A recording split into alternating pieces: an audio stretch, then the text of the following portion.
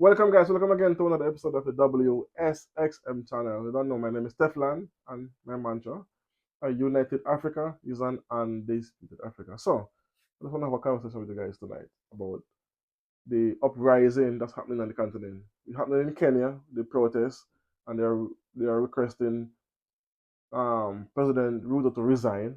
So now we're gonna have another protest in Nigeria next week, which is July 28th. It should happen next week. And again, the younger generation is finally standing up and saying no more of the old ways of these old presidents sticking to the old ways because it benefits them. Because President President Tinubu is a puppet of the West. We knows this. It's not anything new, and he's also allegedly very, very corrupt. Because he hire family members, friends, and cronies, and he put them in places of power who does not have the knowledge or the fortitude or the know-how to run these companies, and then the country is going into a dead end, hence causing high inflation, high cost of living, and because of the corruption, right, of stealing millions of billions of dollars from out of the coffers, it's putting a strain on the citizens. So anyway, so that's why the citizens are planning this mass protest, and the government allegedly is trying to quell this protest by having the army come out in mass to show a force of power. And there are also reports that the government is planning to use live rounds on these protesters. So guess what happened now? Then this news come out from this camp. Now the protesters are saying if one person lose their life via a police officer firing a live round in the crowd, this is gonna cause a clash. So you can't gonna have citizens against the state. That's never a good thing because they're gonna cause looting, damages of property, people losing their lives. We don't want that. We want something like what happened in Burkina Faso when the entire country protests, but there was no damage came to the city, to the country, or to the businesses. We don't want business owners to lose their livelihood. It's going to cause even more hurt in the long run in the country. So let's hope that's not what the government is planning for true. And I hope and the citizens are already saying this will be a peaceful protest. Peaceful, so don't come with live ammunition to unalive anyone. But there's going to be a clash. I'm telling you, there's going to be a clash because police officers don't like when they don't listen to them. They have this chip on their shoulder that they can tell you what to do, when, how, and how to walk, or stuff like that. And people are not going to take kindly to that because it's a protest. So anyway, I really hope. Let me just give you a quick example of what some of the corruption that's going on. The CEO of the Airpeace airline is Dr. Alan Oyama, if I pronounce his name correctly, and he have to insure his aircraft. For every one aircraft he insure, the that's money he used to insure that one aircraft and insure three other aircraft of any other company because there's a stigma in Nigeria, so they're charging him more higher premiums on these planes and these insurance. So you have to pay three times the cost of one plane. Then he's also saying the outside forces are the ones who control all the fuel for the aircraft, and they are charging astronomical numbers. So you have to pay so much money for fuel. So he's asking the government now to give him a license to import the fuel directly from a distributor. The government refuses to show you that they are not for their own people.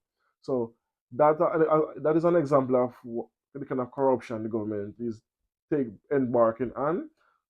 Cause that's why you see the Nigerian airlines they die so fast. They come up and they don't last long because of what? Corruption and the stigma they have when they travel overseas, so they have to pay more money for insurance, higher premiums and stuff like that. So three times the amount to insure one plane. That's high. So that translates now to the citizens to pay higher costs to fly an aircraft out of Nigeria, which is hurtful for regular citizens who have a normal job who cannot afford to spend exorbitant fees and buying an airline economic ticket. Not to mention insurance, I have to pay insurance. So all around, the citizens are hurting. They don't have enough food. No, no, no, no, no. Let me rephrase that. That's not right. That's not a talking point. They have food, but it's the high inflation and the devaluing of the currency is making it more difficult to purchase. The purchasing power is not there because of high inflation. So then they are getting less for more. So that's what I'm just saying. And they don't have. They do have food. So anyway, so let's hope when this protest happen next week, there is not a clash between state and citizens. When I say clash, I mean like physical clash with live ammunition and there was battle with a throw. Anyway, and properties get damaged, properties get loot. Do not damage nor loot regular citizens' businesses. Governmental stuff, yeah, but not regular citizens who are struggling just like you. But I really hope it's peaceful. But I'm gonna throw in a video you can take a look at of some of the things that's going on and what the citizens are saying pre-protest. So let's hope this protest gain the what they want, like in Kenya and in Burkina Faso and Mali and Niger, where they and Chad and Guinea and and even in Senegal. You remember what happened in Senegal recently when the citizens protest for the ruling government at the time to release um, now President President Faye from prison because the citizens is what helped get him elected instantly. There was like no doubt because what they all stood for him. That's the power of protest. The protest for him to get released, which happened, and then the election call, he won by a landslide. There was no doubt. So this is what the uprising, and this all starts from Burkina Faso, but the fact that the younger generation now is standing up finally and trying to get rid of the status quo of older heads have the monopoly and doing what they want whenever they want and ruling for 30, 40, 50 years without any repercussion. No, those days are done. We're in the modern time where we have access to information now. There's no longer information being hidden. We have access to information. So the more videos like this goes out talking about this protest, the less likely the government gonna retaliate with lethal force. Why?